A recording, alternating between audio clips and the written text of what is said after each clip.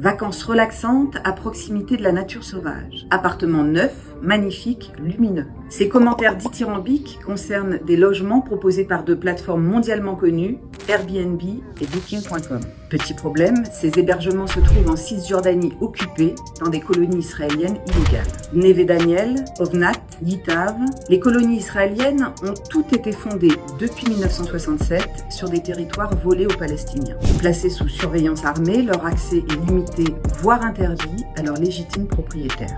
Alors que l'usage de l'eau est drastiquement restreint aux Palestiniens, derrière les barrières, les piscines, les saunas poussent comme des petits pains. Ces dernières années, en dépit d'une campagne de boycott initiée par l'association BDS, les propositions d'hébergement n'ont cessé d'augmenter. Entre 2016 et 2025, sur la seule plateforme Airbnb, leur nombre est ainsi passé de 139 à 350, indique Francesca Albanese, la rapporteure spéciale de l'ONU pour les territoires occupés. Dans un très récent rapport, elle parle de tourisme d'occupation.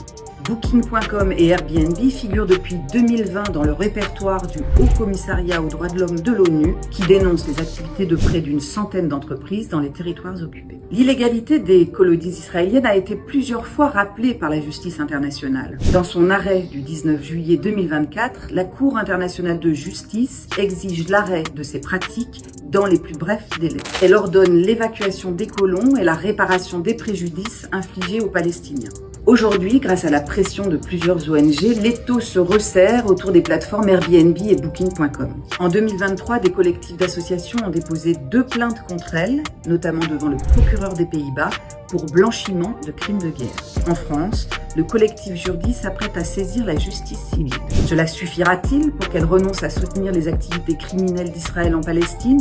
Depuis 2019, les 2 plateformes prétendent donner des gages. Booking.com précise désormais sur ses annonces que ces logements se trouvent en Palestine, dans des colonies israéliennes. Quant à Airbnb, elle affirme reverser l'intégralité des bénéfices réalisés en Cisjordanie occupée à un think tank australien, l'Institut pour l'économie et la paix, qui chaque année publie un index global de la paix. C'est extrêmement grave au regard de la situation dans les territoires palestiniens occupés, où il y a eu entre octobre 2023 et le 1er juillet 2025, 1000 assassinats, dont 202 enfants de Palestiniennes et de Palestiniens en Cisjordanie occupée. À Gaza, le génocide continue. En Cisjordanie, l'occupation ne cesse de s'étendre, tout comme les crimes qui l'accompagnent. Mais qu'importe pour les plateformes, le matin, vous entendrez les oiseaux chanter, promet Jenny à ses hôtes.